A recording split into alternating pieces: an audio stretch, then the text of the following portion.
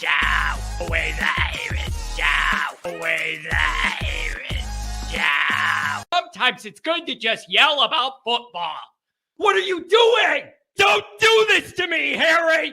The Ohio State. It's Ohio State! What do you mean, the? It's a poison! I almost stroked out and died over it. I'm glad to be at the party. I'm mad we're this late. You ain't a captain of nothing but a sinking ship! That helps the defense without them even doing a damn thing! Doing a damn thing! The call-in line. 312-988-15. You tell Johnny all you've heard and seen. Oh, Irish. Oh, Irish. Oh, Irish. Oh, Irish. Irish. Yeah, that's right. Oh, Irish. Oh, Irish. Oh, Irish. Oh, Irish. Irish. Yeah, that's right. That's right. Welcome in. Welcome back, folks. It won't be long now. I don't know if you're going to love it or hate it, but it ain't going to be long now, people. Notre Dame football is right around the corner, and it's a beautiful thing. It's what we've all been waiting for. It's what we've all been waiting for. It's right around the corner. Welcome in. Welcome back, everybody. And I got to say this, too. I'm going to put this out there. Given what I do all day, writing and doing this stuff about all Notre Dame all the time, I'm all over the place. I consume a lot of Notre Dame information. Here's the vibe, you guys. There's this lull in the summer, then the excitement with the buildup of camp and all that, and everybody getting all worked up. And now it's actually starting to level back down a little bit. People are maxed out. People are maxed out. Those first few weeks at camp, all of the articles, everybody's convinced their team's going to be good, all of that. Now we're in a lull. The rest of this week, I can feel it. People are exhausted out, racking their brains. How good's your team going to be? I'm worrying about this. I'm worrying about that. We're at the point where everybody's running on empty and we just need answers. We just need answers. And the good news is in a few days, we're going to get it. So welcome in, everybody. Thanks for being here. It's just exciting. It's what we all love all year, all through the winter and the spring. We're worried about Notre Dame. What are we going to look like? And it was 8 months away, 7 months away, 5 months away. Now it's a few days away. Welcome in, everybody. Callers, 312-988-15. Notre Dame Navy predictions, Notre Dame overall year predictions, what you want to see in the Notre Dame Navy game, how you'd like to see Notre Dame approach it, what you want them to look like, whatever it is, folks. Whatever it is, you need to get off your Notre Dame chest. 312-988-15. Thank you for joining me. Obviously, you can find the program on YouTube. Do it. Subscribe if you haven't yet. I appreciate it very much. Give the video a thumbs up. That helps a little Johnny out as well. Notifications on. You and I both know why that way you alerted every time a new episode drops. I know you don't want to miss anything, especially now that the season's getting going. Twitter, search bar, Always Irish Rat. Always Irish Inc. The emails, alwaysirishnd@gmail.com. Audio only, anywhere you want it, you can get it. We already went over the call-in line, but I'll do it again for you. 312-988-15. You call Johnny, tell you all you heard and seen. Fighting Irish Wire every damn day. Every day that you're alive, type in Fighting Irish Wire. Read articles from me and other people that can write about your favorite football team. Couple announcements. Couple minor. Well, they're not minor. I don't know if they're minor or not. Always Irish is on Facebook and Instagram now. I'm an old guy, but that's where you need to be. And we're running up some traffic here. And now with the season starting, we're ramping it up. Here's the deal, folks. There are a couple other accounts out there. I don't know who created them. There was an Instagram account under my name. I did not create it. I don't know who did it.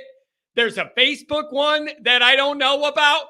It's got to be Always Irish Inc. I have no idea who these people are that created these shows on my behalf and then didn't post. So I don't understand that. But Facebook, Always Irish Inc. And Instagram, Always Irish Inc. I put links in the chat and links in the description. I'm going to try and, like I post on Twitter and you guys are used to, I'm going to try and do that on Facebook and Instagram as well. And so I just want to get more, branch out, reach different people. I don't know if there's a percentage of people that are on Facebook or Instagram, but not on YouTube and aware of the show. Maybe they'll learn it somehow. I don't know. Rushman, look at this. Facebook is for the older crowd these days. You fit right in. How old do I look? I'm not 90. Give me a damn break. Jesus, that's brutal. Give me a break, Rushman. You're just mad because you're an Ohio State guy. And I read those articles that you're worried about the offensive line. I read it.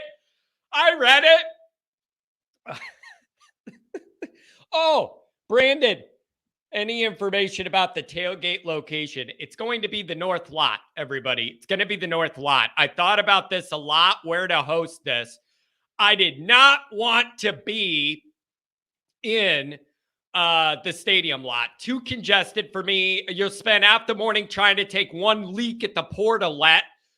Give me a break. All right. I didn't want to do that. Too many people. We're going in the North Lot, and it's kind of kitty corner from the Touchdown Jesus. I will provide a map. There will be a map circled.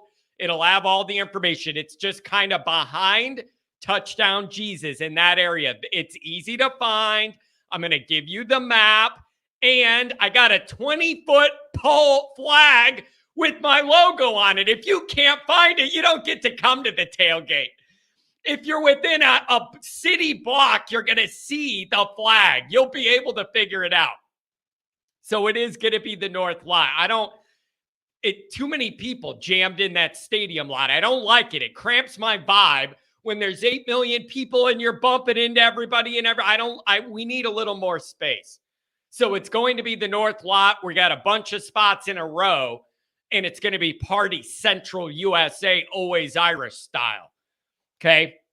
We're building a little reputation here as far as the events we put on, the Hartman NIL event, the Blue and Gold tailgate, and now this. This is going to be the biggest one yet. Let's ride, baby. But I will put out a map. It's not that hard to find once you see it on the map. It's just not a lot of people have heard of. Okay. So that's the deal. Oh, another programming announcement before. Oh, the call-in lines are filling up. Look at this. I love to see it, and so do you. Here's the deal.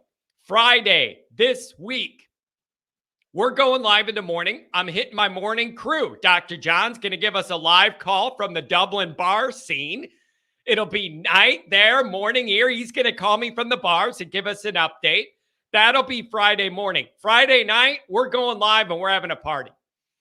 Friday night, we're going live and we're having a party.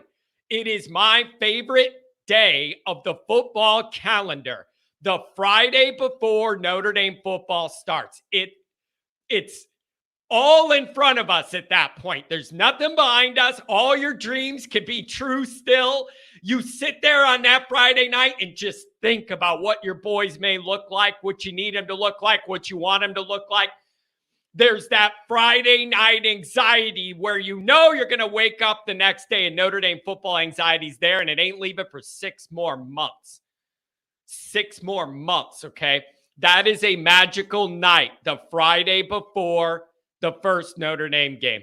And here's what we're going to do. We're having a party. So do what you're going to do, drink, do whatever you need to do to get yourself right for this ball game and this Notre Dame season. So we're doing a double dose on Friday. Friday morning, regular. Friday night, it's a celebration. Okay? It's a celebration. And we're going to do it. There's nobody with the anxiety I have the Friday night before the first Notre Dame game. This is the perfect solution. We're all doing it together. Make your plans to be with me Friday night. We're going to roll through some of that first game anxiety together, damn it. Okay? That's what we're doing. Who's your daddy? 454. What are you wagering on the game, John? Not a damn thing. I learned a long time ago not to bet on Notre Dame. And it's almost with me, the more I know about the team, the worse I do at picking them because I know everything that could go wrong. I'm not a big football betting guy, especially on Notre Dame. The track record of them doing dumb things in football games is as long as my lifespan. No, I ain't touching that. I can't trust Notre Dame. They haven't earned that. Notre Dame has not earned my trust in like 30 years. Are you out of your mind? Look at this $10 outlet from the B1 Rotate. We're going to the call-in line soon. Man, you guys are always on my notes. You're always on my notes. Drew Pine didn't win the starting job, but as far as Navy goes, 35-10 Irish, pick 6 for Morrison. Hartman goes 17-24, 2 TDs, but Estime runs these guys over as we rush for 280. Oh, I like the sound of it. You're on my list of things I got to say. I got into an argument on Twitter with the guy yesterday about this. Tell me who's wrong. Tell me who's wrong. Tell me who's right. Okay. So I said on Twitter, I have absolutely nothing against Drew Pine or Tyler Buckner, but they're both off to what appears to be a rough start to me at their new places post Notre Dame. And I had a guy write back to me all mad and go, they're no longer at Notre Dame. When are you just going to let it go? Why do you got to bring these guys up? And they're no longer out. Why are you worried about it? No. Not so fast, my friend. Seeing 2 of our quarterbacks leave Notre Dame and go somewhere else and be able to compete right away is a very helpful exercise for Notre Dame people because it allows you to see in another football environment, one at a lower level than Notre Dame and one at a higher level than Notre Dame. It allows you to see where Notre Dame's level of recruiting and development was and what these guys are outside of the microscope of all the Notre Dameness. Outside of all the Notre Dameness. It is informative to tell you what you've been and what your guys are. I think it's really short-sighted to go, they're no longer here. Nothing they does matter anymore. You get to see where these guys stack up outside of Notre Dame land, and that informs you. And so when I see Buckner can't even be third string, and I know Pine had a hamstring issue, but now there's a freshman that has that job, and Pine ain't getting it back. All I'm saying, I'm mentioning the hamstring. I'm just saying he ain't getting the job back. He has half the talent, half the body as that freshman. Kidding me? Are you kidding me? So I'm just saying, rough start, but it's very informative. It tells you the guys we had, they're not good enough. And I'm glad that's over. And I'm glad the coaches responsible for it are over. It is helpful for me to look at it and go, well, let's see how Buckner does at 5-star university. Nowhere close to seeing the field is the answer. And that informs you Notre Dame did a bad job. Pine, I wish the guy the best. It's not his fault he has physical limitations. I just don't see him winning the job back from this freshman. If they're going to run with him and he's so athletic and highly thought of, they're going to let him play. And he should get better. I don't know. So I'm just saying, it's a little bit helpful to be able to see where these guys fall in the pantheon of college football talent outside of our little Notre Dame world. I find that to be a helpful exercise. And it just shows you the identification, recruiting, development of these guys was nowhere near what Notre Dame needs to compete. Nowhere near it. And so I'm glad there's a bow wrapped on all of that. Tommy could go to Alabama. Pine was his guy. He was convinced a short guy that isn't that fast and doesn't have a big arm was Notre Dame's quarterback he needed. No. So I don't know. Yeah, 2 Irish brothers. That guy is the future. Look at him. That guy's a highly thought of quarterback too. So he's getting a chance early. I don't know how it's going to go. So I wasn't dwelling on the point. I just wanted to mention it. And if you're Tyler Buckner, what do you get out of leaving Notre Dame and being third or fourth string in Alabama? You get to soak in more of Tommy's genius. Oh, let it soak in your veins. What do you get out of that? Just that you're not in Notre Dame? So whatever, man. All right, back to the people that are on the team here. I want to know what you think about the depth chart. I want to know what you want Notre Dame to do and look like. You know what one of my big questions is, you guys? One of my biggest questions is, I want to know what this offensive structure looks like. I want to know what Parker is envisioning this offense being like early on against Navy. I'm really interested to see the approach. Are they going to try and pound it with Estime? Are they going to let Hartman try and throw it around and loosen them up? I really want to know. So that's one of my biggest questions is I want to see that run-pass balance, what that is. I want to see what the offensive approach early is. Callers, I'm coming right to you. We got an 814, a 932. We got double 937s, Ohio, I believe, in the mix. So that is something I'm really interested to see. Look at this. C. Jones, $20 holler in appreciation of Always Irish. Let's get this season started. Oh, man, it really means a lot to me, all you guys that have been here all off season. I know it's a grind, and in the dog days of summer, it's hard to find stuff to talk about. I know all that, and you guys stuck with me. You stuck with me, and I really, really appreciate it. Really appreciate it. Bob Kelly, Brian's older brother. Good morning, John. You talk about Michigan's schedule. I'm assuming, what about Penn State with Delaware the second week and they get ranked higher? Like I said, it'll all come together after a USC victory. You got to understand something, Bobby. And I'm very open and honest about that. I don't have the same axe to grind on Penn State I do Michigan. I don't have the same vitriol towards Penn State fans the way I do Michigan people. It's just I'm always going to have a hard-on bias for them. And it's never going to go away till the day I stroke out on the air. So at least I'm honest. I'm just telling you, I don't look at all teams the same. And so with Michigan, it's just I'm always going to have an axe to grind. I'm going to be harder on them than anybody else. At least I admit it. God, you guys are good.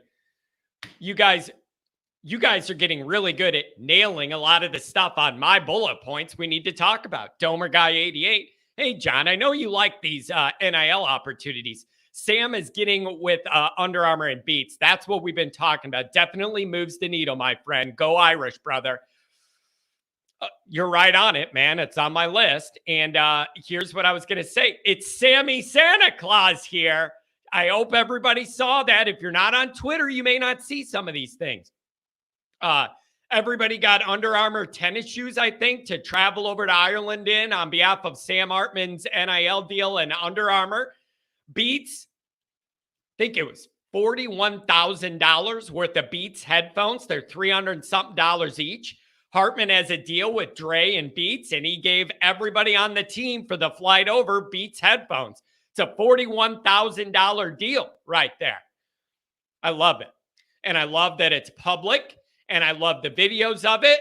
And I love people seeing Hartman address the team and want them to be a part of his NIL success and what he's getting. I love all of it. It's more of what I've asked for. What have I been saying?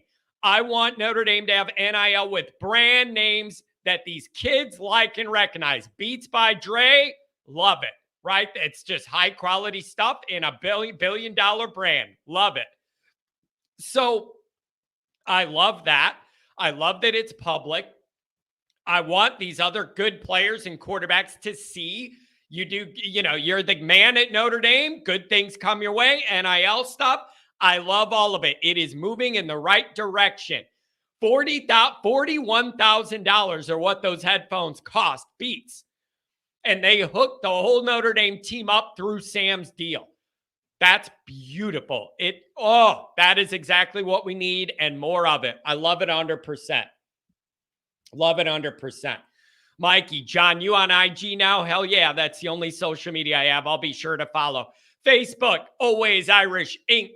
Instagram, Always Irish Inc. I'm trying to build those up on those other platforms this year to be able to find more people to invite to the Always Irish family. Matt Miller. Love to see the depth chart getting mixy. New guys coming in ready to not only play, but make a difference right away. Always a great indicator of a program whenever young guys can push the vets. Another thing on my list. You guys are very good at this. Phone calls coming right up. You're very good at this. We always have these talks, and it's usually an off-season thing. How's Notre Dame going to close the gap? Close the gap. Notre Dame's got to close the gap. We've been talking about that my whole life, okay? Before my hairline started to recede, we were talking about this issue. The best way Notre Dame could close that talent gap in the shortest amount of time is each one of these recruiting classes moving forward, find more and more guys that could get in the 2 deep right away, either year 1 or year 2. That's the way you move the needle. That's the way you change the narrative. That's the way you raise the blue chip rate, overall talent and athleticism level on this team. And we're starting to see it. Is it going to result in beating USC and Clemson and Ohio State? I don't know. But it is obvious from viewing some of this camp, there is more speed, size, athleticism, and the talent is deeper in this program than it was. Okay, I'm not saying that you're going to see a playoff championship Notre Dame team because of it this year. I'm just saying, as we watch all of this year unfold, in the backdrop, there is that part of it that is trending in the right direction. And even in some spots where it's needed, that's the other differentiator you got to make if you're being fair. You have to ask, are the guys that are in that 2 deep that are young, is it by necessity because Notre Dame doesn't have the bodies, which has been the case in the Kelly era multiple times in multiple position areas, or is it a case where these guys are earning it? And I think at wide receiver, you could say it's both. And in other places, they're earning it. At wide receiver, it's both. You needed the bodies. Some of these young guys were going to have to play. And they're really athletic and don't seem overmatched out there. Beautiful. It's a good sign. That's where that blue chip rate we always talk about in recruiting starts to show. And you're already seeing that. And so I just think that's a good sign overall.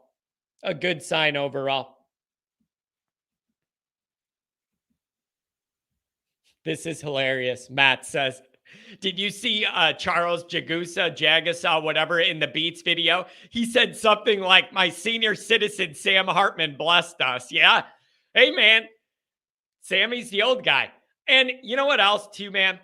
I was thinking about the pressure on Marcus Freeman and Gerard Parker last night. You know how I am. I tell you guys all the time.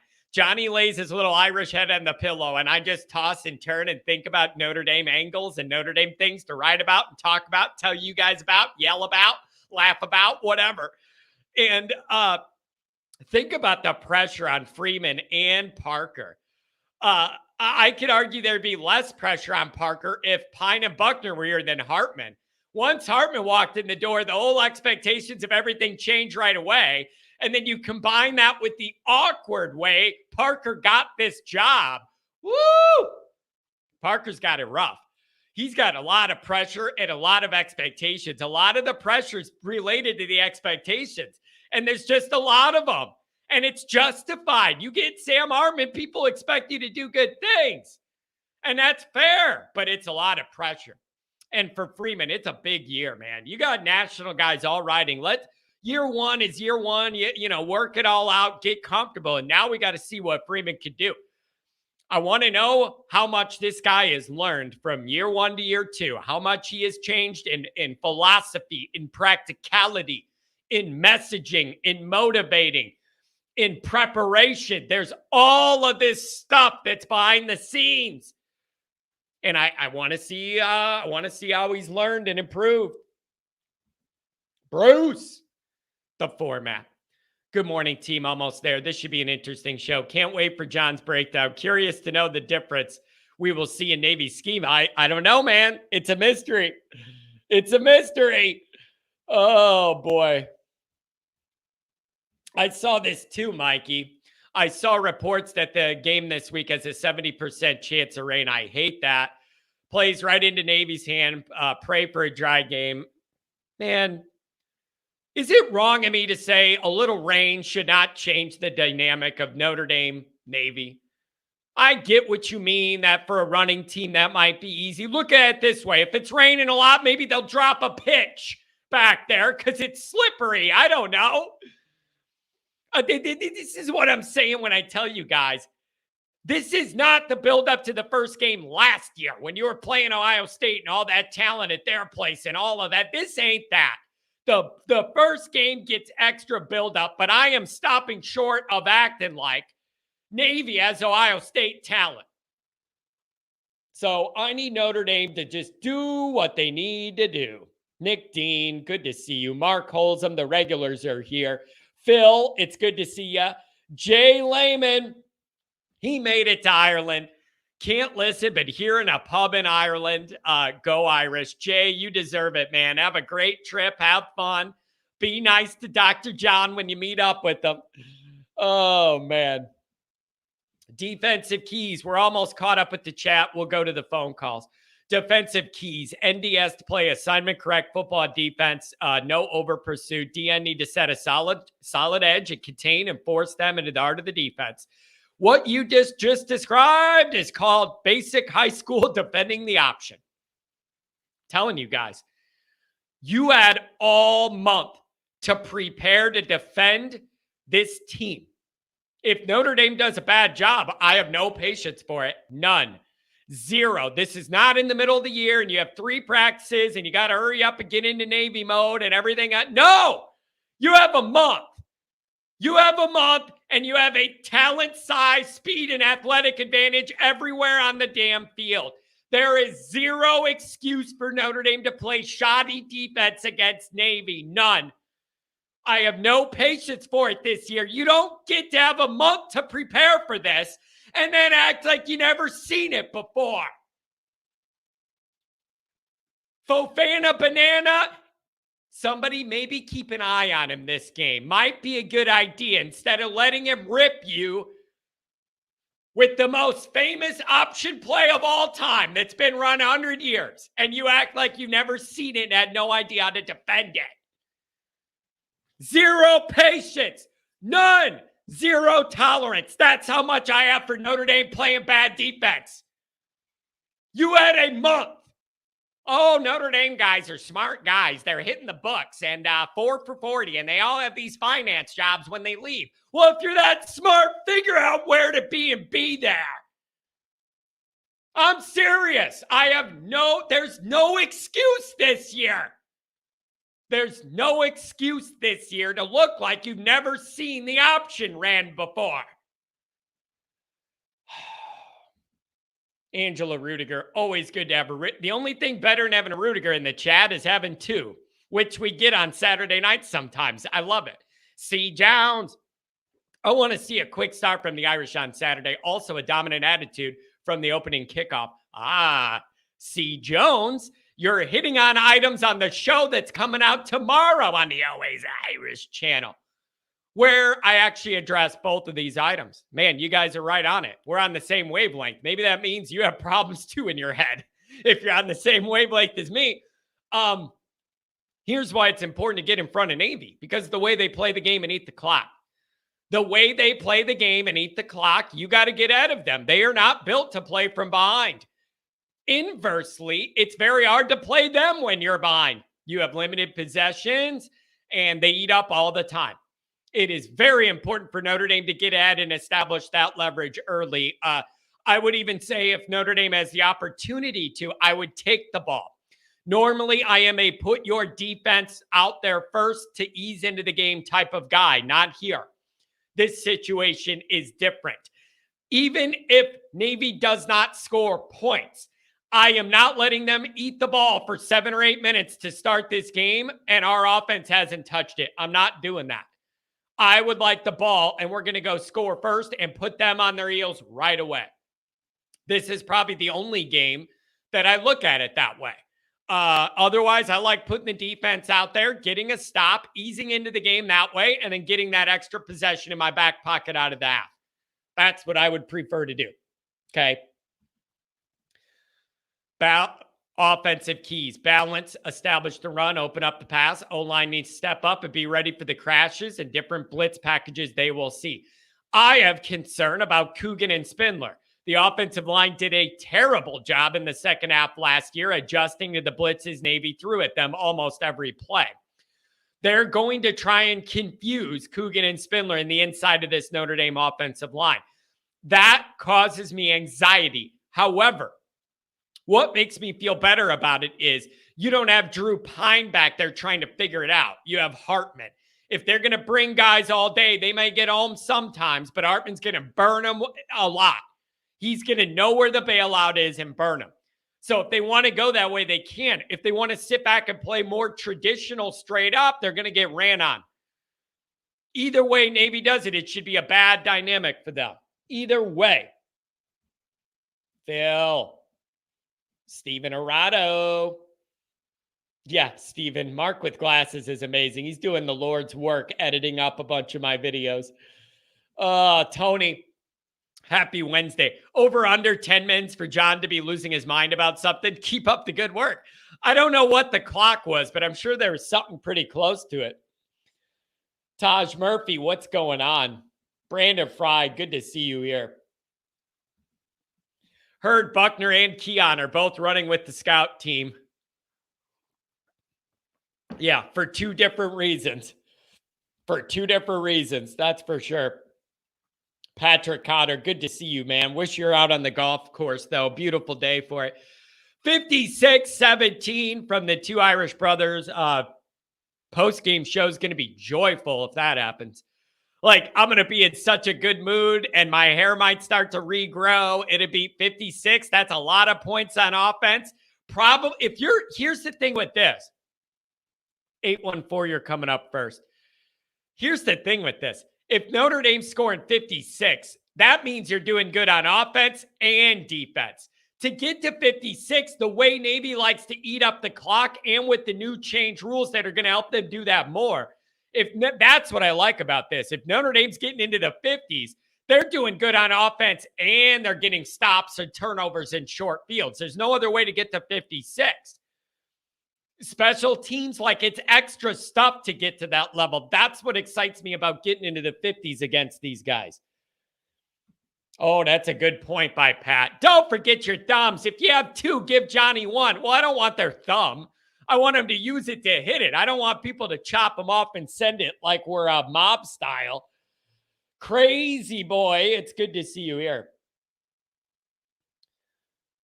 Oh, it says, John, you love to give your information to Zuck, don't you? I'm sorry, you guys. I need to promote the show. I don't like, the way all these tech companies see what you're doing on your phone, and you look one thing up on Amazon and the next time you log in, there's 80 ads just about that. I know they see everything I do, but I got to expand the show. You got to play the game. Oh, man.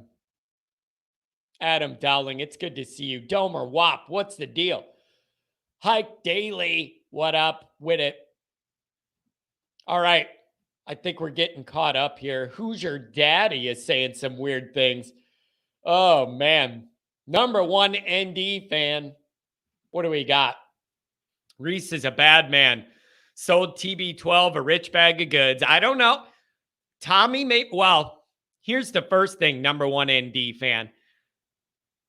Buckner was not the target of that discussion when Rees was trying to pull a Notre Dame quarterback from Notre Dame to go to Alabama with him.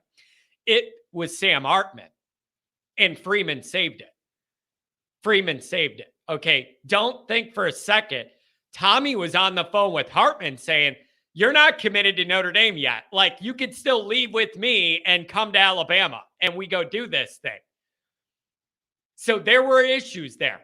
Okay, going to the draft was real and on the table. Going to Alabama was real and on the table. And Freeman saved it. Okay, so Buckner wasn't the guy. Okay, Rees wanted to bring a guy with him from Notre Dame at the quarterback. Don't kid yourself. Buckner was not the number one choice, but Freeman saved it with Hartman. Okay. Oh, Ryan, good to see you. Jacob Brown, what's going on? Jay Carr, what's going on? Reminds me of CJ Carr. Joel, what's going on? Robert, Jake, I like seeing some of these names coming back. We just had the most bland, conservative trash offense ever. It could not be worse with Parker. The irony in that is if you talk to X's and O's guys, they're all going to tell you they love what Tommy did and that it was creative and they liked it and it was innovative. I'm just telling you, the experts all say that. I read something this morning. I woke up and I got a text and they were all talking about the genius of Tommy Rees and at Alabama and how electric it's going to be and how advanced his brain is and terms of football and all that. Maybe it's just a matter of we didn't have the talent that could run to make Tommy's offense look like it should. That ain't going to be a problem at Alabama. So if you want to go that route, we could go that route.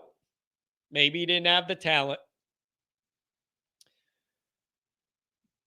Chicks, dig the stutter. 70% chance of rain in Dublin. Whatever. Play through it. Win with it. Whatever. Get through it. Jacob Brown with the $20 holler. I can tell you what we're not going to see, John. First and second down duo, right duo left.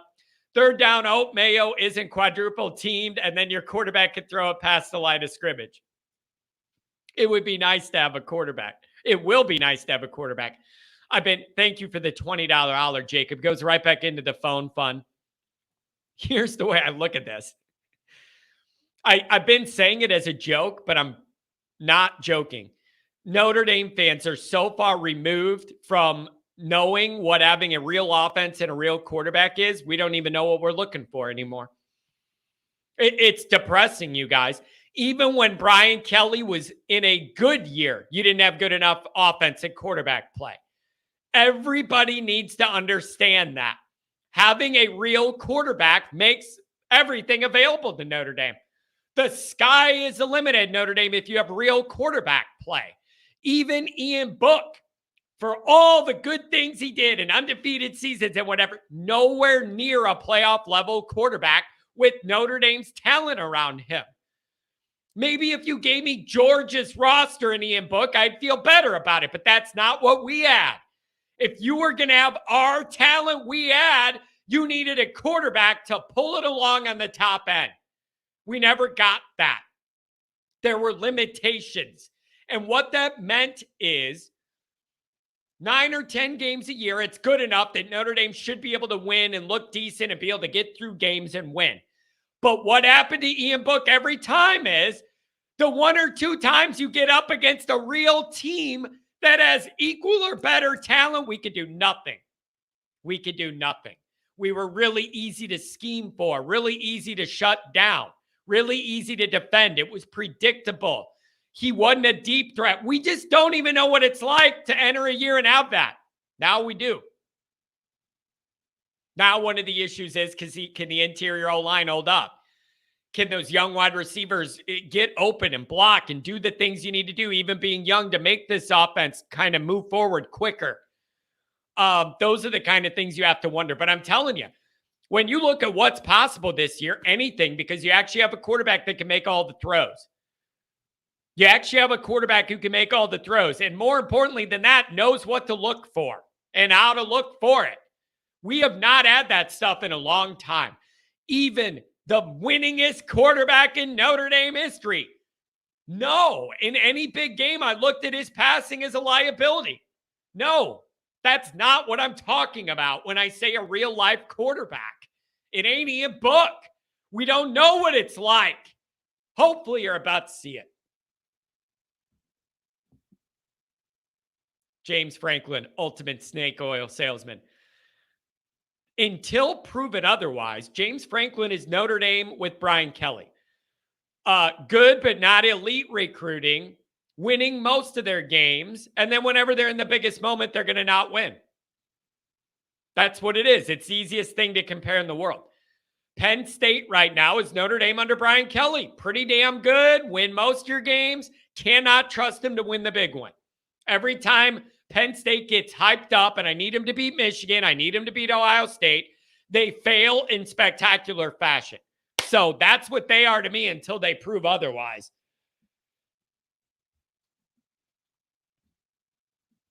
Let's get to the calls. 814 and then a bunch of 937s. 814, you're on the air. That's right. It's been a long time coming. I'm finally calling in to tell Johnny all I've heard and seen. Oh, I like that. I like that. I like it. I like it a lot. Thanks for being here, my friend. It's beautiful to see all the people come back. The screen names I haven't seen since the bowl game. Everybody's getting back into it. New callers back in the mix, and I see that they haven't called in 6 or 8 months. It's great. We're back, baby. What's on your mind? We are. Well, I never left. It's Mikey Poles from the chat. I'm finally calling in. No way. This is Mikey Poles, my security guard.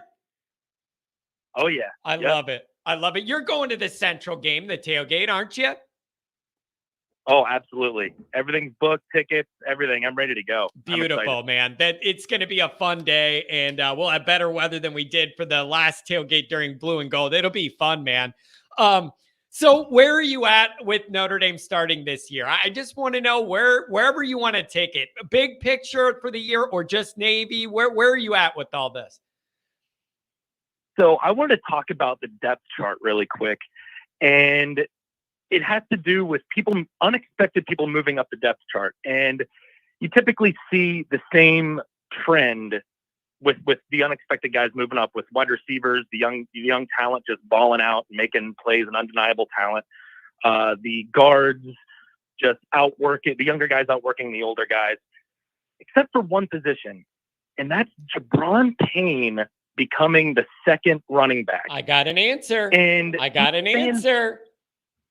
Okay, well, the one before I get you to answer that, the coaches keep saying he's Mr. Consistency, and to me, that is what does that mean? What is he consistent in? Is he consistently making the blocks, not forgetting the plays?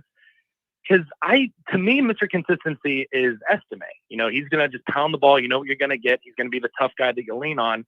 I want the second guy to be the lightning to his thunder, and that's what I thought Price was supposed to be. So is he not quite ready to handle that second load that Jabron Payne is able to handle? I'm not sure. What a great man. I'm telling you, you guys are freaking me out. You're hitting all the stuff on my notes. So here's how I interpret this.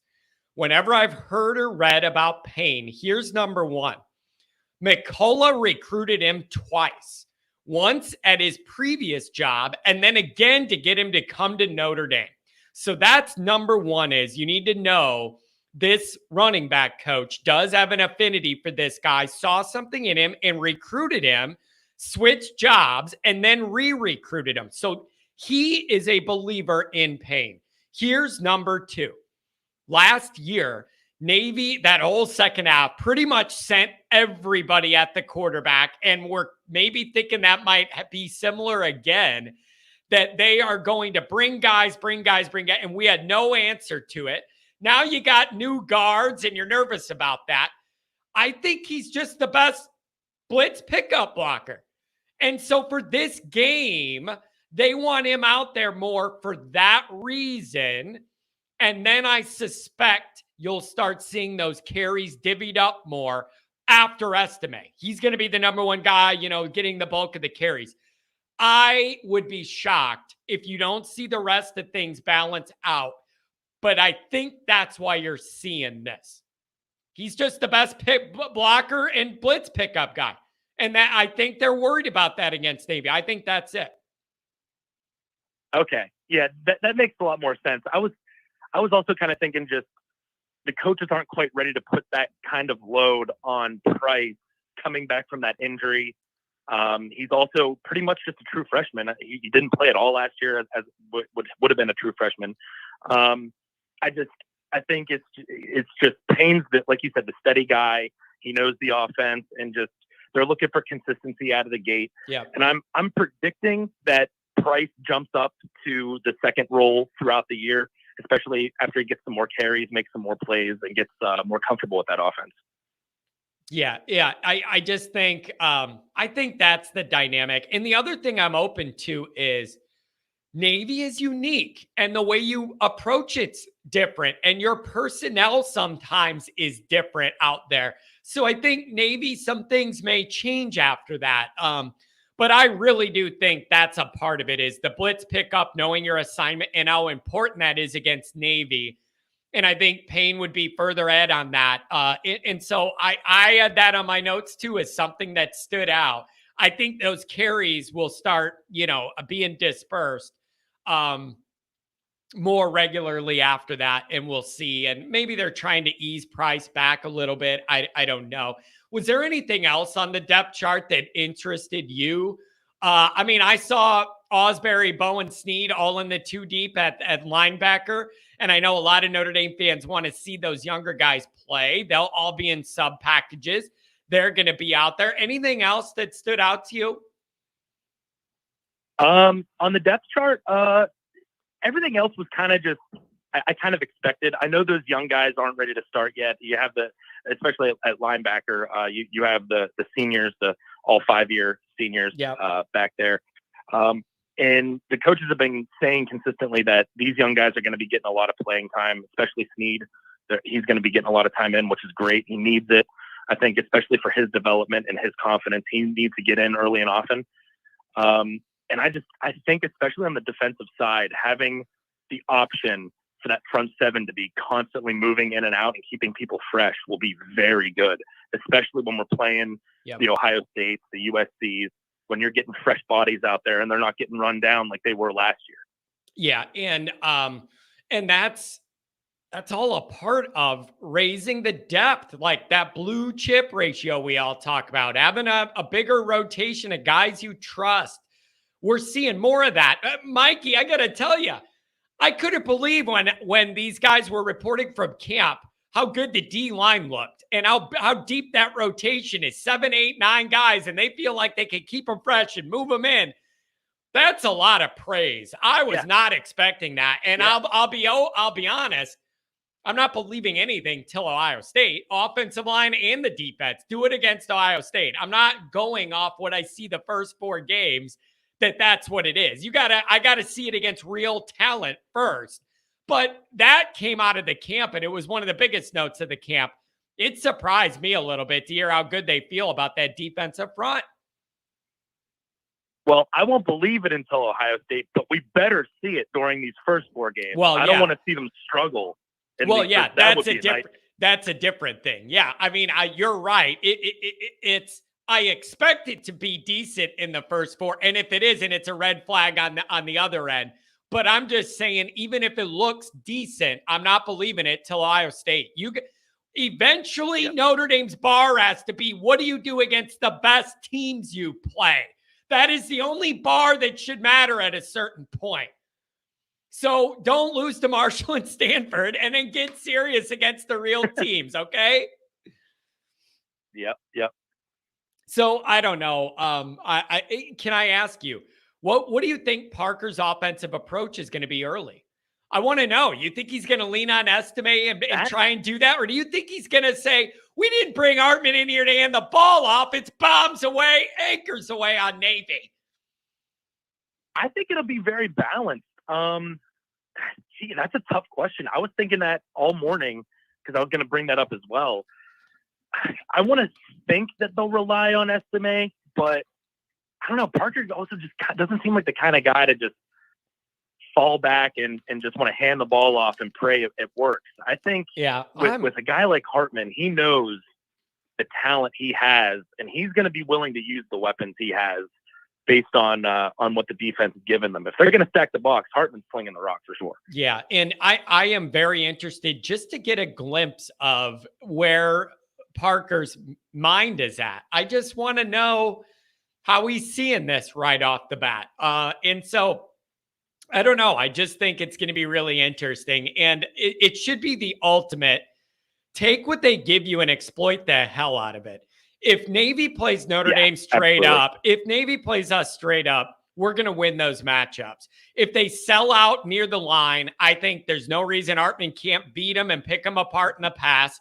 And if they drop back, Estime's going to get 7 yards a carry.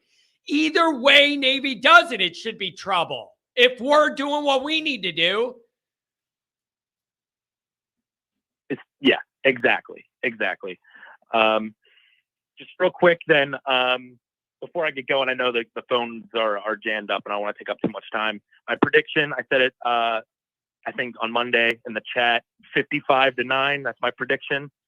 And I'm sticking to it. Man, if we get into the 50s, that's a good day playing Navy to get up to that level. I hope you're right, my friend. And we're going to all be in it together. We're going to ride this wave, and it starts this weekend. Mikey, thanks for the call, and I'll see you in about a month at Notre Dame. I can't wait, man. Sounds good. Go Irish. Beautiful. Go Irish. We got a couple 937s and a 618. And some others coming up. But first, I got to get mad about something. Who's your daddy? 454. John making all these claims about what Hartman is, but yet we haven't seen him play a game. It makes no sense to me.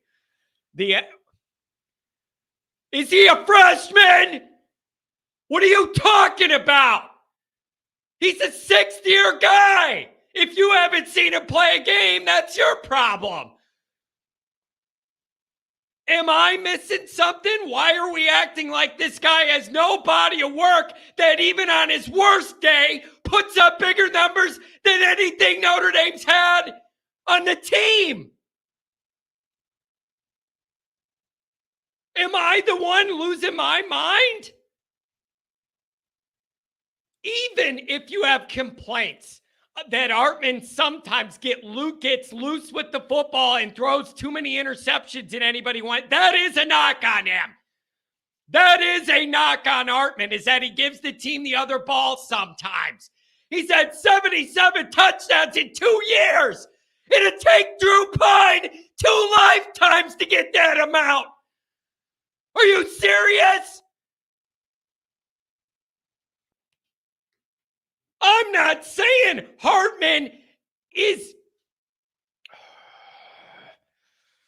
I'm not saying Hartman is Caleb Williams, but Hartman on his worst day is 10 times better than anything you can rely on out of Pine and Buckner. Oh, well, the NFL didn't think that much of him, so there's that. Even if that's true, he's still better than anything we had in the building.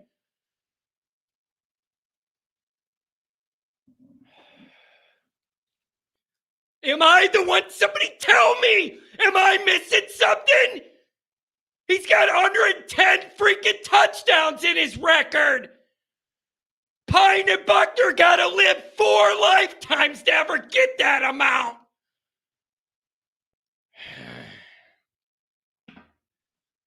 I said it before, I'm going to say it again.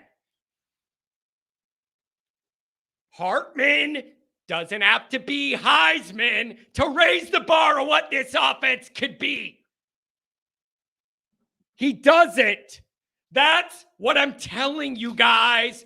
The bar is so low for Notre Dame quarterbacking entering this year. This guy does not even need to be near the Heisman discussion to make this offense look 5 times better than anything we've seen the last few years. That's how bad Notre Dame's quarterback recruiting, development, and retention have been under the last regime. Garbage. Nowhere near what you need. I'm sorry. I can't understand that comment. We haven't seen him play a game. The guy has 110 touchdowns in the books. Go look at the film. If he does a third of that, it's better than what you were going to get out of what was on the team. What do you people want? Caleb Williams? Yeah, I want him too. But all the good quarterbacks want to go to California to be in a hurricane and an earthquake, apparently. Son of a gun. Look, Angela, I love your kids. My 4-year-old, Hank, just came running into the room and said, "Oh, Johnny is mad." Bro, I'm sorry, but the bar is so damn low here. Notre Dame people don't get to have like a Heisman standard of a quarterback. Start with, can the guy throw it past the line of scrimmage without getting it batted down in his face? That's the level of quarterbacking we're working with. And the other guy, can he stay in one piece? Can he throw as many touchdowns for us as to the other team? Those are the kind of problems we've been dealing with. To some extent, beggars don't get to be choosers. We've been dealing with low-level quarterback play below the level of the standard should be at Notre Dame for years and years and years and years and years and years and years and years. And I'm sick of it. Sick of it. Now I'm sweating.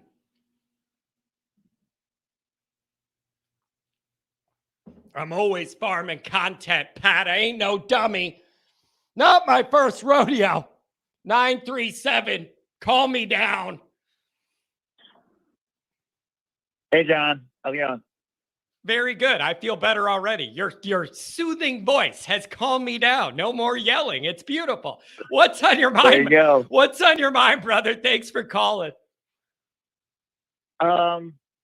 Well, I've been, just trying to take in as much Notre Dame, content, information that I can. And one thing that's really struck me odd is how pretty much everybody that's outside of like niche college football, like I say, like On Three, and then that late kickoff guy.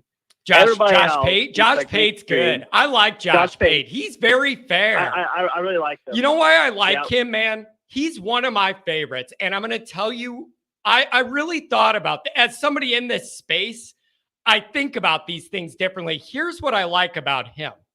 What I like about Pate is, one, he's pretty fair. Like, he doesn't have a lot of obvious biases the way that, like, I do in my coverage. He's very fair. But here's the other thing, man. Yeah. He doesn't talk down to you. He talks to you like a regular fan, and he's on your level, and you're having a discussion about football, and he wants you to understand these angles.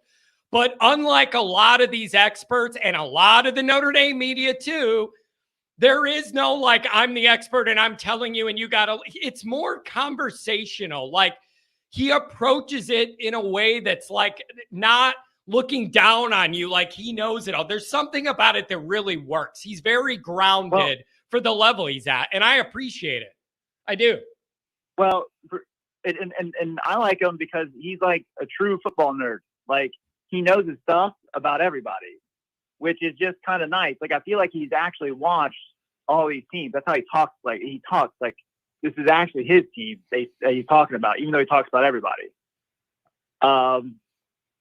But everybody else in the mainstream, they cannot fathom that there is a chance that Notre Dame could win any of our three toughest games, which just blows my mind, considering our defense our defense is going to be changed. We got some new pieces, but I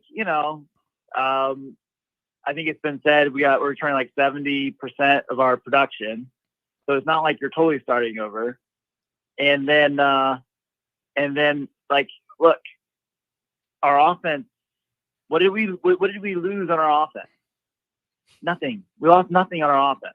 Well, you lost your best player. I mean, I got to count the tight end. He was your best player. You did lose that. You lost your tight end, but now let me ask you this. Our tight end is no longer our best player, okay? And on what team that makes the college football playoff? Yep. It's a good point. Has their best offensive player be their tight end? Yeah, it's a good point. There's two like blatant scenarios that really stand out to me. that's Gronkowski and that's Travis Kelce in the NFL. Yeah. Where those guys are probably, but like they also had an all-time great quarterback. So like, I don't, you got to say the quarterback's still the best player on the team. Yeah. But like they were the focus of the passing offense. All right. But, I look at it and I say, will we win all three? Probably not. But we're going to win at least one.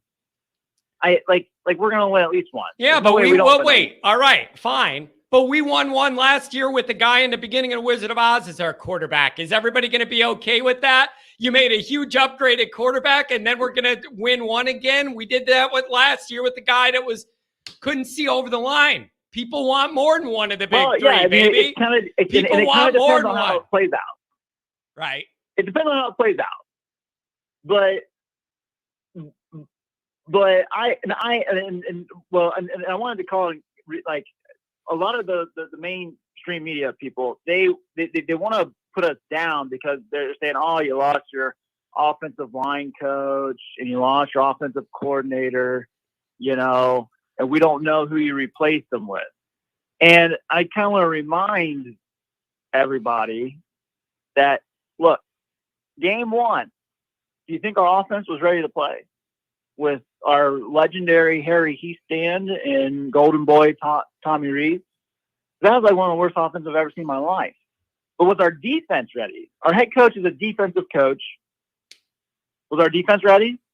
We gave up 21 points to an offensive juggernaut that only scored, that was the tie for the lowest point total for the whole year with Northwestern, who they played in a windstorm. Well, it was a bad dynamic. It was a bad dynamic. You had a new quarterback in a hostile environment against top three, talent. I mean, it was just a rough dynamic. So now everything's different. Everybody expects it to look different, feel different, get different results. The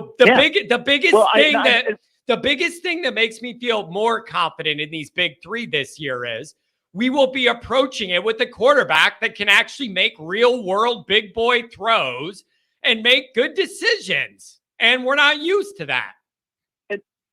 And let me ask you this, because I think, do you think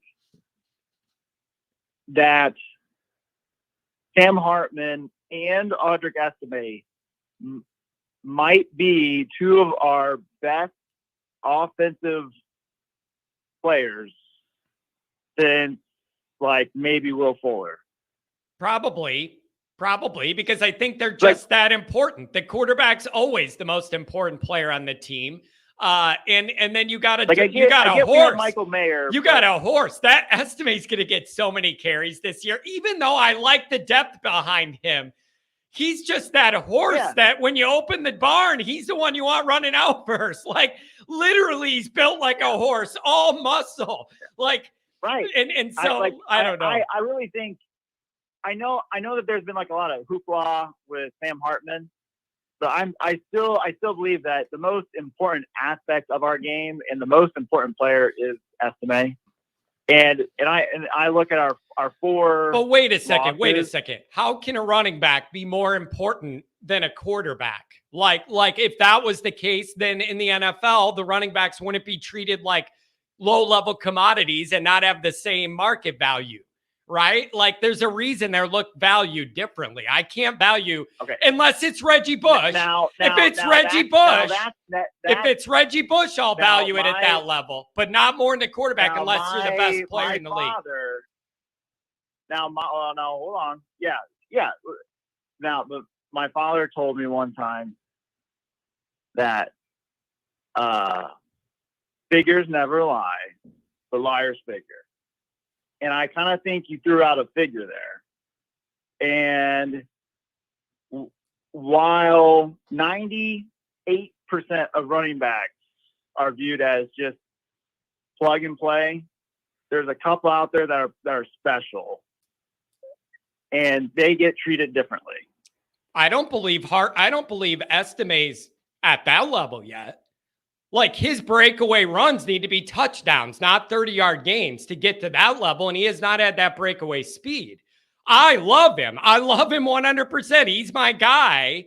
but he isn't at that level yet. Those runs you break need to be in the end zone to get to that level. And I'm not sure he's ever going to have that gear.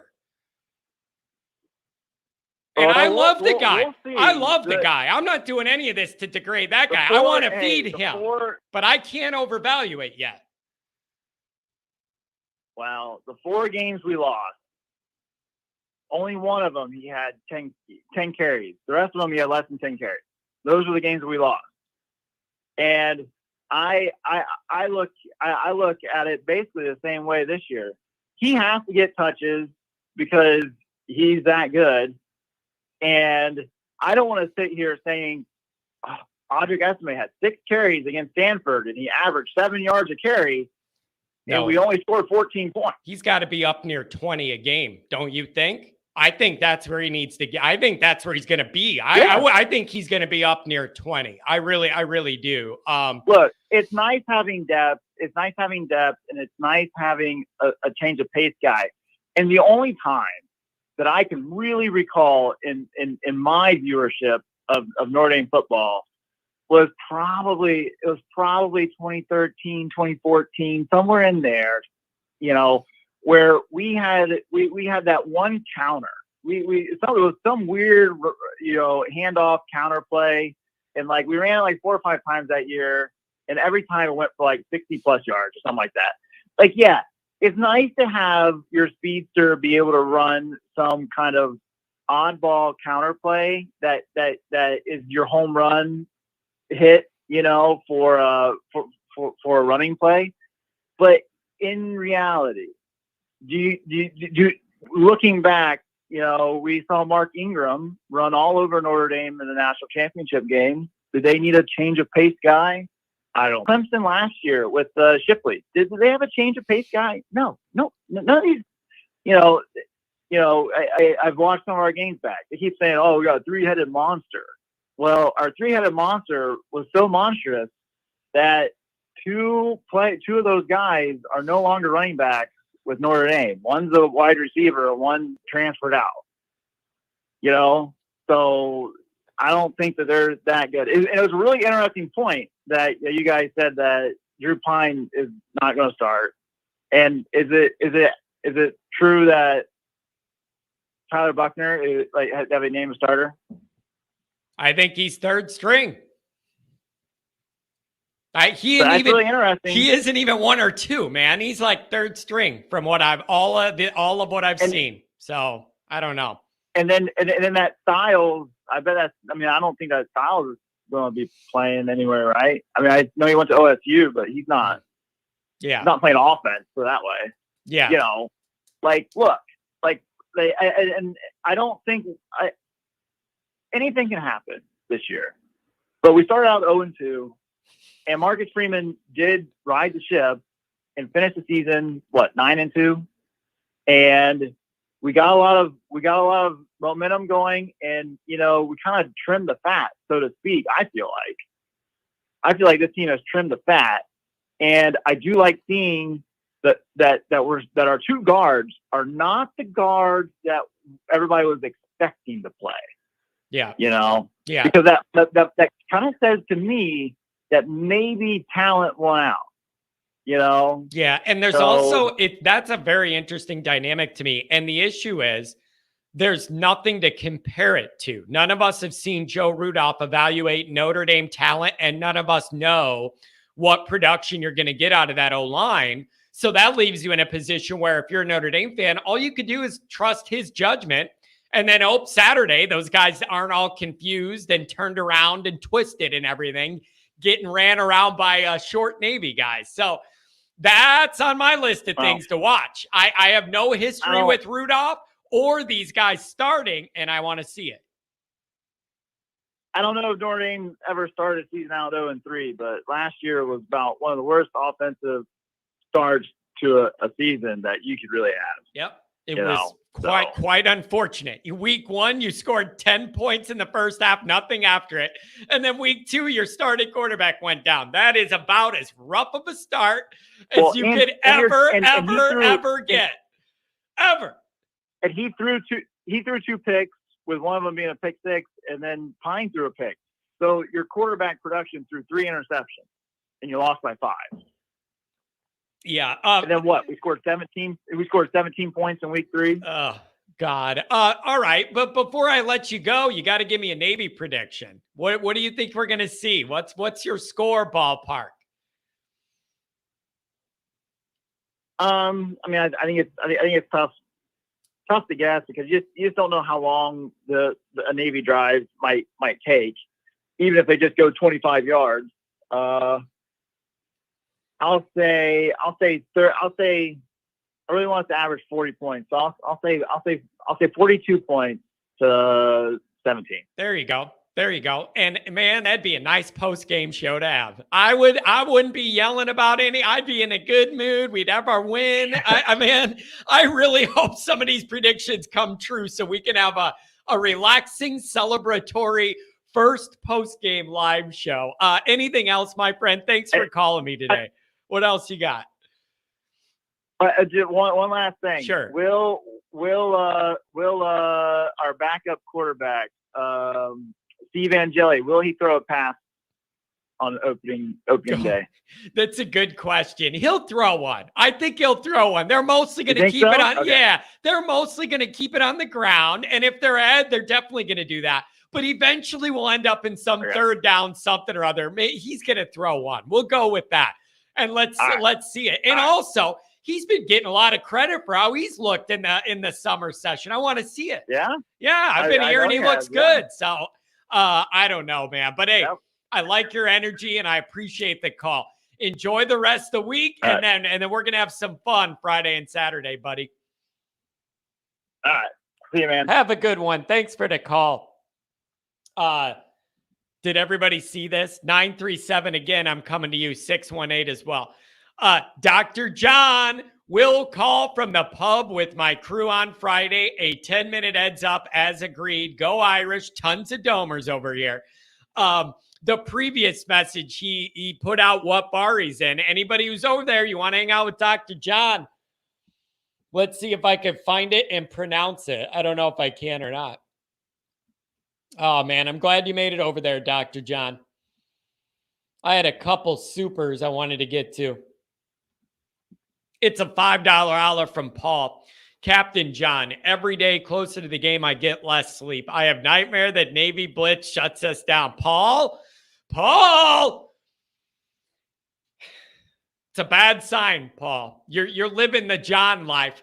I try and turn it off in my brain. Last weekend, I tried to just do non-football stuff. A kid's birthday party one day, golf tournament the other, like really non-football-y. My mind was on football. I've been laying in bed and I'm tossing and turning. What about this? What's that going to look like? What's this going to look like? I'll tell you what, Sam Hartman better have a good game one. If he throws about 3 or 4 interceptions, this is going to be rough for me. After me backing him up as much as I have. But I'm not coming off that point, you guys. Even Sam Hartman on a bad day, I feel more confident in and trust than anything Pine or Buckner ever did. That's it. Oh, John, why if he's that good, why didn't he go to the NFL then? Doug, you're missing the point. You're missing the point when you say that. The point is to demonstrate the gaps between, right? Do you understand that? Like when somebody says, John, you're saying this, building him up, but if he was that good, why didn't he go to the NFL? You're missing the point. That's not the bar. He's a lot better than what we had in the building, is the point. It doesn't even have to be Heisman level #1 quarterback to improve all this. I still believe that, and I'm not coming off it.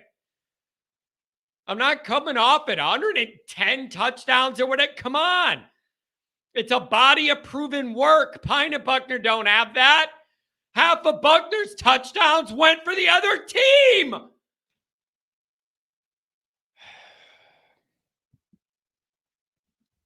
$10 holler from Lane Stewart, and I appreciate it very much. I met Mitch Evans this summer, and he said, Parker and Hartman, Those two guys are making this offense look great. Our QB last year were nervous in the game. He said Rees was too nervous. I have a hard time thinking Rees was nervous. That guy's got an ego in a low-key way that he learned from his old boss, Kelly. So I got a hard time thinking he was nervous. I could see Rees thinking he had all the answers. I actually could go the other way. On that one. 937, what's going on? Hello, John. It's your favorite Buckeye fan. How are you? I'm doing well, my friend. Also, I did see your email. I was going to get back to you and then I got busy, but don't think I didn't see that. And I'm not thinking about some of those things. All right. All right. Awesome. Yeah, I wanted to kind of put a face to a voice, I guess. So that was kind of my effort there. Yeah. I got some good stuff for you on the Buckeye side, and then I got a little bit of a prediction, I guess, for the Notre Dame score. I'm super excited to start football. My Centerville Elks, they started last week. They played Cincinnati School, but this week they get to play the former Brady Quinn's old team, the Dublin Kaufman Irish. They play this week, so it'll be a good game for them, I'm sure. Man, what a perfect city. What a perfect name and city and all that, given everything going on this week. That's about perfect, man. You got a double Dublins. I like it. Right. Double Dublins. I like that. Right. Yeah. All right. Now, wait. Let's start this off right. What's the deal with that offensive line? I saw some tweets. Looks like they've settled on some of their questions at offensive line, and I want to know, I've seen mixed reviews. How do you feel about that offensive line and the guys that they are going to start? Okay, so I feel real confident on the guys, the three guys in the middle. But where all the talk's been has been at the tackles for us. And we brought in a kid from San Diego State. He was recruited by our newer offensive line coach at UCLA, but ended up going to San Diego State, and he was projected to play right tackle. But Josh Fryer, who's been with our team for a while, was playing left tackle. He played a little bit of right tackle last year. So throughout the process this fall, they went ahead and flipped those guys. I think the idea was that the kid from San Diego State is a little bit lengthier, a little bit more athletic, and they put him to the left side. And then they went ahead and put Josh Fryer to the right side, and he because he played that a lot last year in second string and mop up duty, and also when there was injuries. So that's kind of what's happened, and we'll see. We'll see if it's good. I think that the kid that's new to our team, he had a lot of penalties last year for San Diego State. Now he was a redshirt freshman last year. So Josh Simmons is his name, and we'll see. I think Indiana will kind of give you a little bit of a heads up if he's gets a couple of penalties. And you know what else too? You know what else too? You guys start with Indiana, correct? I have that right? Right. Yeah, right. And I do like that as far as, it's at least a Power 5 Big Ten team, and they have some bodies and some athletes. You're going to be able to get a better read of where that unit's starting from against them than Central Michigan or somebody, you know what I mean? And so you're going to kind of find some of those answers out week one, at least where they're starting from. It'll be interesting.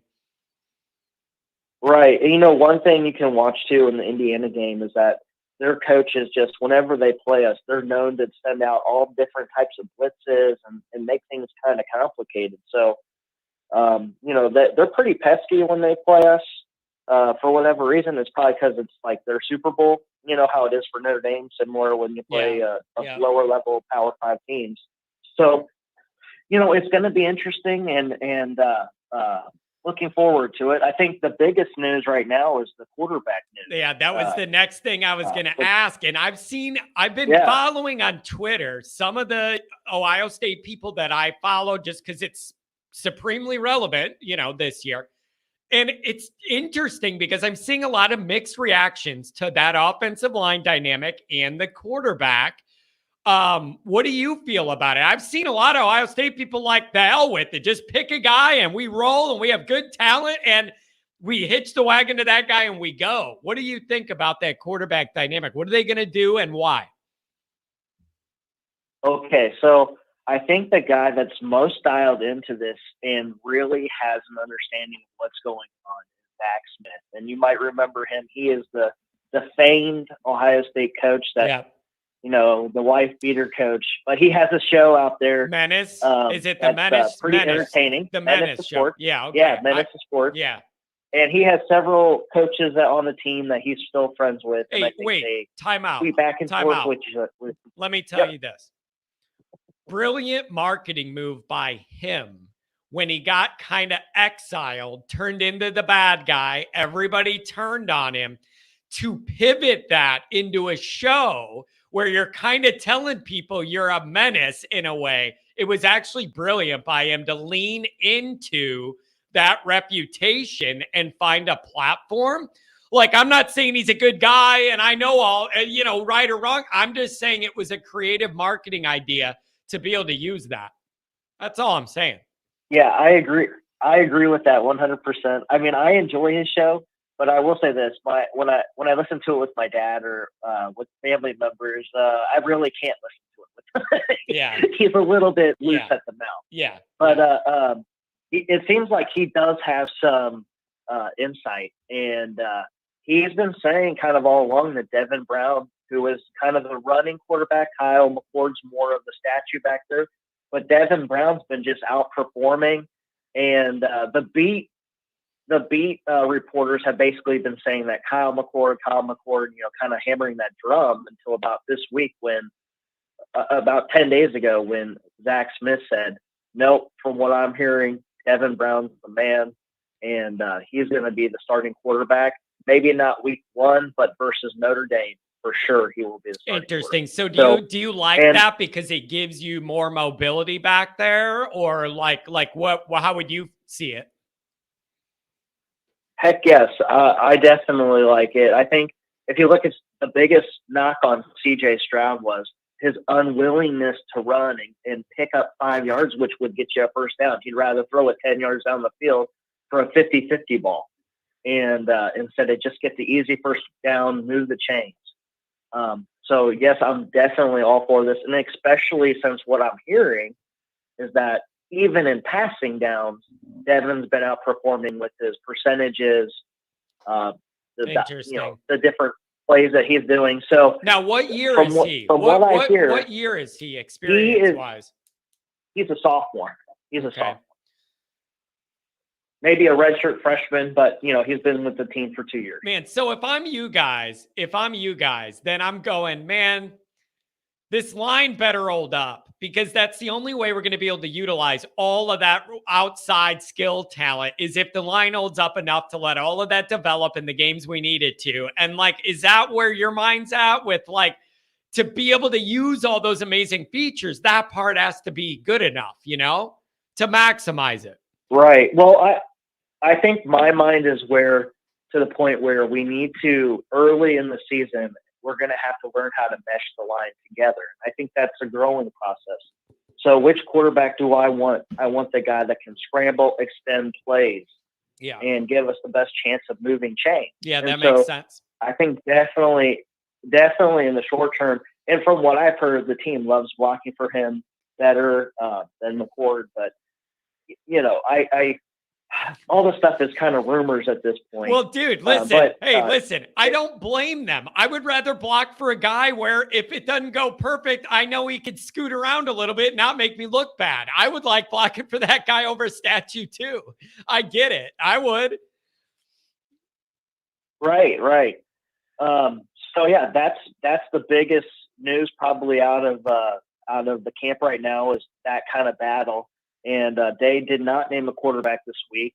It'll be interesting to see if Monday next week he'll name a quarterback, or if he's just going to go into Indiana, have Kyle McCord take the first couple of snaps, the first couple series maybe, and then Devin, and then kind of compare it as that game goes on. And then probably by week 3, when we play Western Kentucky, that'll be the quarterback for Notre Dame. I can't imagine them extending it more than the first 2 games. That's interesting. And then is there anything defensively? I'm just hearing that everybody expects that defense to be better with the new guy, another year in it and all that. They seem to be pretty excited about your D. Yeah, I think from what everybody's saying, the D is definitely going to be the strength of the team. And man, but that says a lot when you got that offensive skill talent and you're still saying that's a lot of talent in the program, man. A lot of talent. Yeah, well, I have mixed feelings about it because, part of it is it sounds like our defensive line is really stepping up. Our defensive backs are stepping up. Who knows if it's because of the defensive line, but is that because our line is not that great? So I think most Ohio State fans in the fan perspective are at wait and see. We're hearing a lot of good things. I think the biggest bright spot is Lorenzo's brother, Sonny. Yeah. He seems to be the real deal. Yeah. That hurts, man. That hurts, man. That hurts because that's always a position of need for Notre Dame. At the time he was being recruited, his brother played for Notre Dame. Like Notre Dame fans had their eyes on him and it just didn't work out. Not only for one, but for 2. So we striked out on the styles. Okay. Bad style, out of style. All right, that's what I'm going to call Ohio it. State, so it was definitely a family divided. How do you like that? Out of styles. How about that? Yeah. All right. Thank you for that update. What are your thoughts on Notre Dame Navy? Just, it's very intriguing to me as an outsider how you might perceive this game going. What are your thoughts about it? Okay, so as an outsider, this will be by far the biggest watch game of the weekend. Yep. It's going to be really great numbers. Everybody's excited to kind of get started. USC is playing San Jose State on the Pac-12 network. That's what a dumb move for them. But everybody's super excited to see Notre Dame. So I think probably it's going to be a little bit pesky in the beginning, as teams get their I guess water under their feet, so to speak. But I kind of feel like Notre Dame will pull away in the end. And my score prediction, I think, for the game is somewhere between 34 to 13 or 17, somewhere in that number. And I think Notre Dame would get the 40, but I think the new clock rules will change that. I think it will take 10 to 12 plays out of this game, which will already be a shortened game. So yeah, I'm thinking like Notre Dame won't quite get to 40, but they might be on their way marching on Navy side of the field before they take knees. Man, it's just a weird game to predict. It just the way they play it and the way it goes, and it's just a weird game to predict, and you never quite know what you're going to get. And I don't know. I think Notre Dame is definitely going to run the ball more in this game than maybe just to protect the quarterback and the receivers. So I think they could come out with an idea of trying to pound the Navy team up the middle, test their offensive line, see if they can push the lighter Navy guys out of the way. And I think they'll try to protect Hartman and the receivers a little bit because I think a lot of your receivers are kind of younger. So I think that will definitely be kind of for this first game, and then I think the idea is to get out of this game with the least amount of injuries and move on to the next week. Yeah. So no, it's a pretty good. That's kind of my thought. That's a very reasonable take. A question just entered my mind, and I'm genuinely curious to ask you this. If you're an Ohio State fan and you have us in week 5 and Notre Dame's got 4 games before it, do you want to see Notre Dame enter that game undefeated against you? Or do you want to see Notre Dame fall and then there's a chink in the armor and everybody, and then maybe Notre Dame's not going to be what they hope this year, which I could see benefits to both. I could see a big benefit for Ohio State, playing Notre Dame undefeated and a top 10 team. As a fan, would you rather see us undefeated or take a loss before you guys? Okay, as a fan, there's two answers for you for me. But as see a why fan, I asked it though? That's why I ask undefeated. it, because I know where you're going. That's why I asked it. Let's hear it. Yeah, as a fan, I would much rather see you undefeated, because I think last year the win against Notre Dame was the one reason why we made the playoffs, and then you guys beating some teams down the stretch. I think having those opportunities to beat those teams, USC and Clemson down the stretch, could end up helping us in the playoff if we had one loss. So I would rather see you guys undefeated. As a guy trying to buy tickets for the game, then that's a different question. Yeah, because I've been saying, I've been saying, the only way this really turns into a red wave type thing is if Notre Dame loses a game before, and then all the Notre Dame people are like, nope, that's all I needed to see. I'm not doing this. We're going to lose to them. Yeah, I get it, man. Selfishly, you're right on it there. That's what you got to hope for if you want a ticket. Right, exactly. So, but I, as a fan, I think the fan part of me wins out on this, and I definitely want to see Notre Dame undefeated. Just because it'll be great for college football and also for our playoff chances. And I think it would also help, Notre Dame if Ohio State's undefeated going into this. And, yeah, you definitely don't want us to lose to Indiana. That would just, everybody would say, well, Ohio State stinks. So, I think it's just better for both fan bases if it goes into the game undefeated. Andrew Gilmore, the resident debater here, he's pushing back on you a little bit, saying that Ohio State's gonna start McCord. He's the guy, and they're just saying what they're saying to keep both guys engaged and there and everything, but that it's gonna be McCord. No way. Just the track record of Ryan Day. If he really thought it was McCord would have been named already. I just reading the tea leaves, it's actually the opposite. They're trying to keep McCord in the fold. They don't want him to check out for the season, do a Kelly Bryant and with Trevor Lawrence, and decide to just call, because these players can just call it in. And if I'm not going to play, I'm going to keep my red shirt and go to another team next year. So I think that's the whole idea here. Yeah. Well, it's going to be interesting. It's just great to get football started, my friend. Thanks for calling with an update. It is. And football's finally here, man. We've been waiting for it. And appreciate your participation today and all through the summer too, my friend. Thanks for the call. Not a problem. Thanks, John, and have a great day. Have a good one. I'm telling you, every time that guy calls or does anything, I got people in the chat going, is this an Ohio State show now? What do you want? I'm not going to get worked up over it. All I'm saying is 99% of the chats and the calls are all about Notre Dame. I have one guy that is well-spoken, that has a clear phone line of a team we need to beat this year to reach our goals.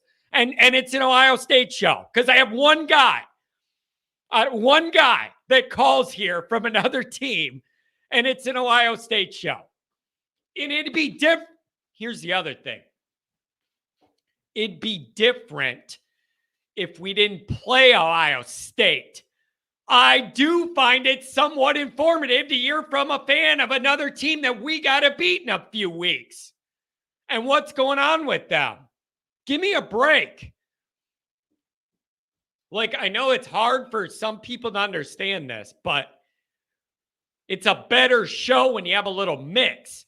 Notre Dame heavy, some trolls for some other teams, and some legitimate people from other teams. That's kind of the mix I want. I wouldn't want a show where it's all Notre Dame lovers all the time. You know what that's called? An echo chamber. Boring. You have no other thoughts then. And it's just all pro Notre Dame. That's boring. I think that's boring. I like mixing it up a little bit. 618. Let's make it great. Good morning. Hey, long time, man. I see that. Anyway, man. Yeah, I think we beat Navy pretty handily this Hey, week, wait a man. second. Wait a second, man. Wait. We're not doing this without me laughing about the last time you called. Come on, man. Oh, man. And I feel bad for you. I feel was bad like- for you. And you're like, man, I was working all night and then you didn't get to me and I fell asleep, John. It's all good, man. It was hilarious. It cracked me up so much. It was funny, I man. laughed at it too, John. When I heard it, I laughed at it myself. It was hilarious. But hey, that's yeah, a John, hardworking man, damn it. You're a hardworking man. You deserve that nap. Yeah, man. I think we beat Navy pretty handily this weekend. I'm not going to go on the limb and say we scored 50 points. I'll go on the limb and say we scored at least 45. Man, if we get up into those numbers, we're going to be happy, I think. We're going to be happy. What makes you nervous, though? You know, playing Navy's weird, and we know that it's a weird game, how it's played. Is there anything that makes you nervous about how this is going to go? Or are you pretty damn confident we're going to be able to contain them defensively and get after it? The only thing that make me nervous is the two quarterbacks, man. I don't know what the two quarterbacks for. Maybe they don't have maybe they feel like they don't have the quarterback or whatever, but I'm kind of nervous about the two quarterbacks. Yeah, and you just don't know what you're going to get. And the other thing is, this is a new coach. They're talking about maybe throwing it more than everybody's used to seeing. I'm on alert for this guy to have a couple wrinkles and tricks that Coach Ken didn't have all those years that we at least have to be aware of. I'm open to that. I'm alert. I'm watching out for some tricks. And if I'm that new Navy coach, I know damn well I'm out talented, out athletic, out speeded, outsized, everything. I think he might take some chances. I need Notre Dame to be ready for everything. Yeah, they have to be, because I think after the first quarter we pull away. I think it'd be a tight first quarter, and then we get to see Minchie or Angeli in the second half, hopefully.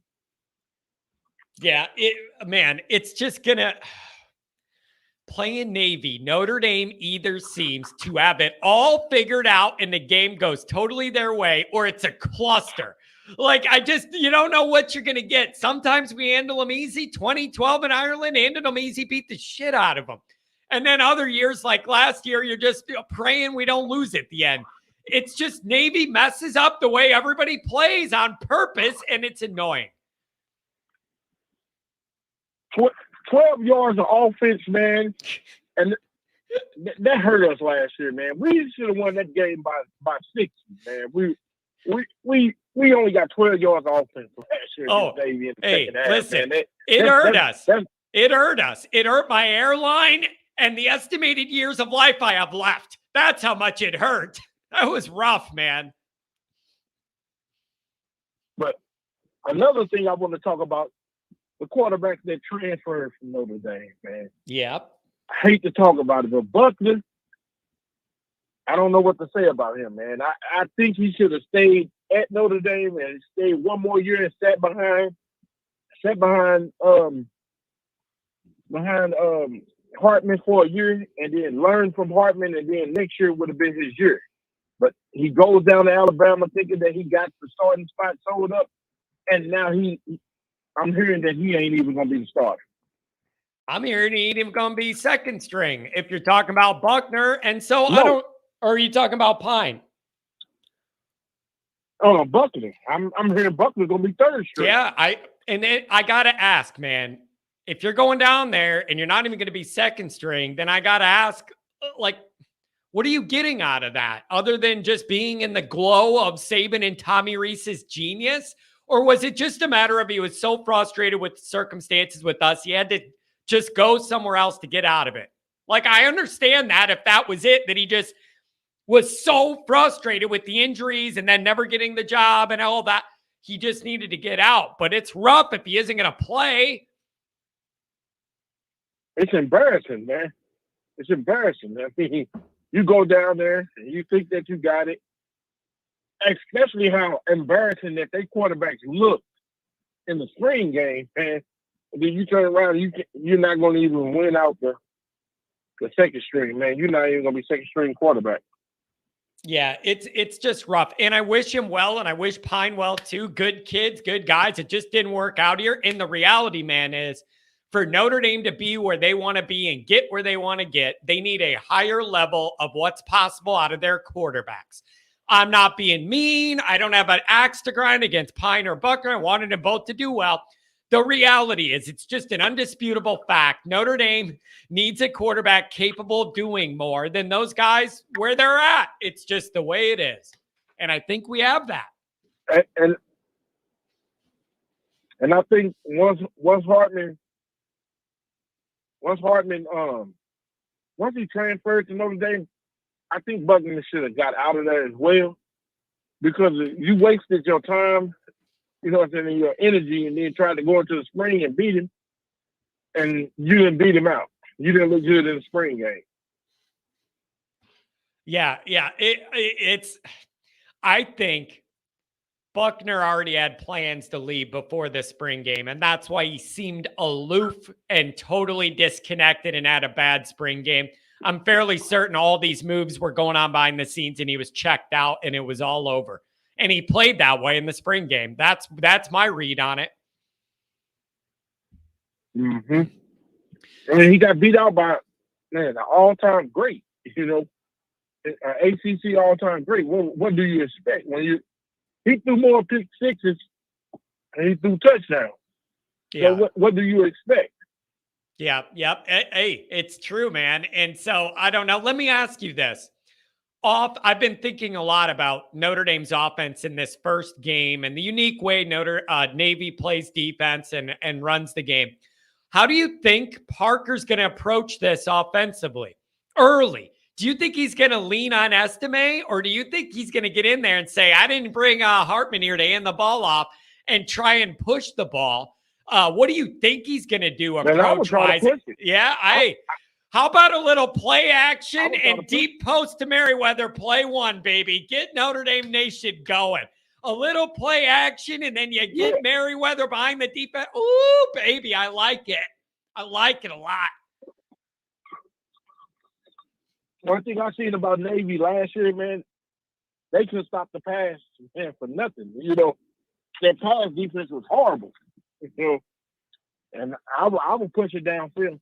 I think I'll push it downfield damn near the whole game. Yeah, well, I mean, but the only risk... So they show me that they can stop it? Yeah, well, that's the problem. The risk is if you get a little pass happy in this game and it doesn't work out, you're going 3 and out, you're giving them the ball back, and they might eat up 8 minutes. So you got to be careful with that. Yeah, you know, but until they can show me that they can stop it, and we push it downfield the first play of the game, and we doing fine, we get estimated ball, and we keep pushing it downfield, man. Mix it up a little bit. Yeah. Nope. That's what I want to see too. And now you can actually mix it up and do both. I think you'll be able to do both. Defenses are going to have to prepare for Notre Dame to do both, run and pass. They cannot just sell out. It's a totally different ball game than how we've been operating, and I can't wait to see it. Yeah, Navy is physical though, man. They might be small, but they're real physical. Man, they never quit. They just keep clawing at you, and they keep going at you, and they never stop, and you got to respect it. And look at it this way. If that's a part of our military, I like that feature about our military that keeps us safe, you know, and they never quit and all that, but it's just annoying. It is my least favorite Notre Dame game of the year every year is this game. I hate it. I'm glad it's game one. Get it done. Well. I hate it. It just, the way it's played just causes me stress. It annoys me the whole time. And I want to get a win, be healthy, and move on. Man, exactly. I mean, I don't know why we play Navy every year. If we're going to play the military, let's switch it up, man. Let's go Navy one year, Air Force one year, Army one year, and keep switching it that way, or get into a conference and just say we're not playing them no more. Yeah, well, they don't want to. Sometimes we do play. We've played Army a couple times, I think. New York, but I think it's all about that in the 40s and with the war, and they kept Notre. I mean, I think that's probably why. I mean, we've had series with Air Force a lot, and then Army too.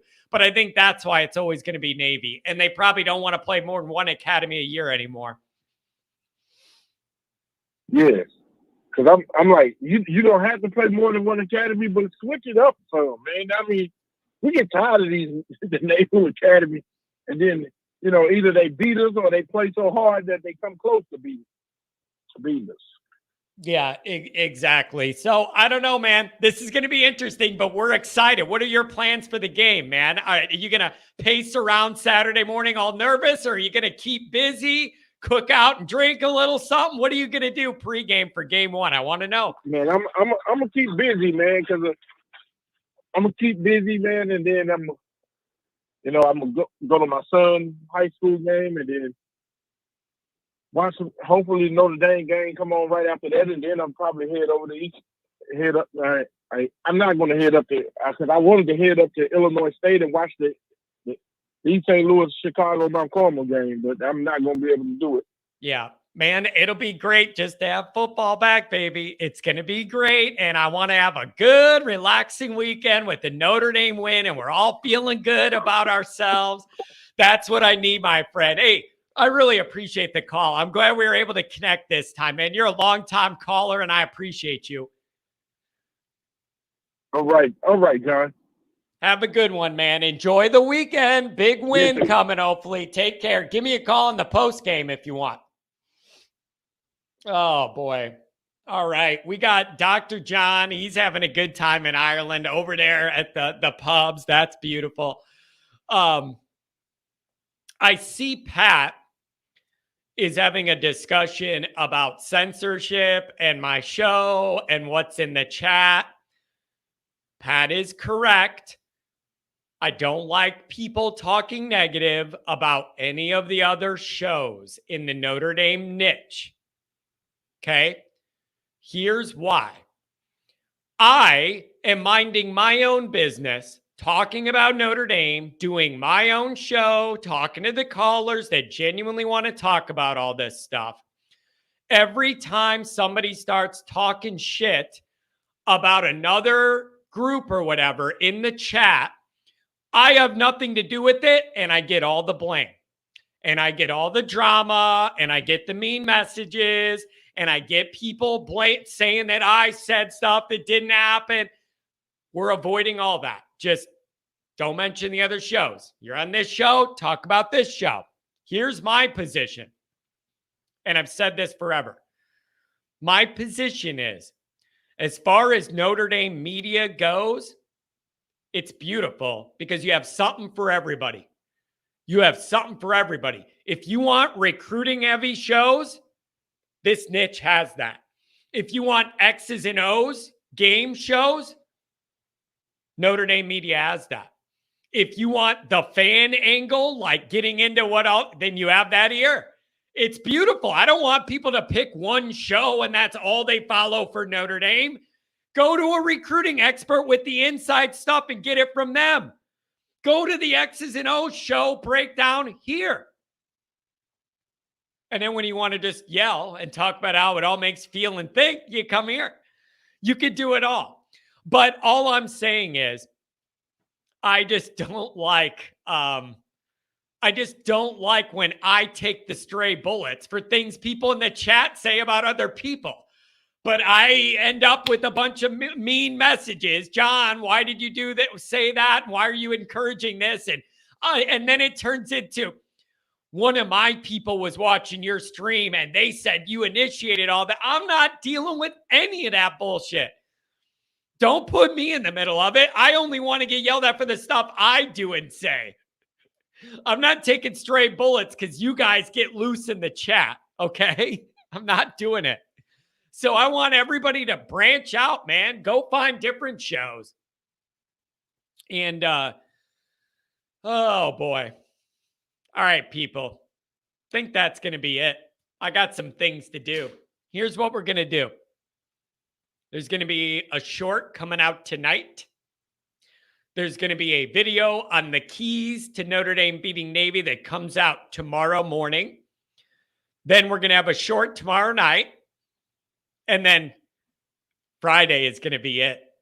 Friday's going to be it. Show in the morning, party time at night. Party time at night. Okay.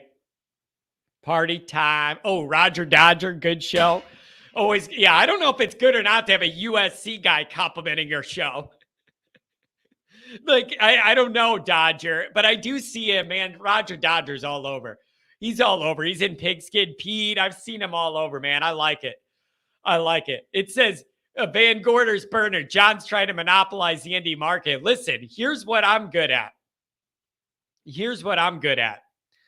I forgot what I was going to say. So never mind. Couldn't have been that important. My brain got lost. Pat says, what's my role in this? Part-time instigator, part-time regulator. That's the best part about Pat. He cranks people up and then also moderates. He's like on both ends. It's perfect. It's perfect. But I just hope everybody could understand why. All it takes is people to start saying stuff, and then it all gets blamed on me. I'm not typing it. Half the stuff I don't even see with it. And then I take all this heat. So I'm just saying, take it easy. Everybody who's in this niche works hard. We don't all see eye to eye. We don't all get along all the time. Anybody doing this works their ass off, and I respect that. I respect that because it is not easy to do. And it is not easy to do in the off season. It's easy to do in the regular season. The content comes to you. It's easy to react to stuff that comes to you. It's a lot harder doing this kind of stuff in the off season. You have to come up with the angles and give people a reason to still care, even in the middle of the off season. It's not easy to do. Everybody who does it deserves credit. Everybody who does it deserves credit. All right, everybody, that's going to be it. Really good bank of callers, really good chats. Thank you. Thank you for the donations.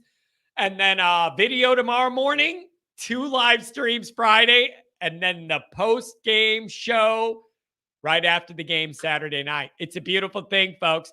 Be there, be square. Have a good one, everybody. Be safe if you're in Ireland watching this. Have fun.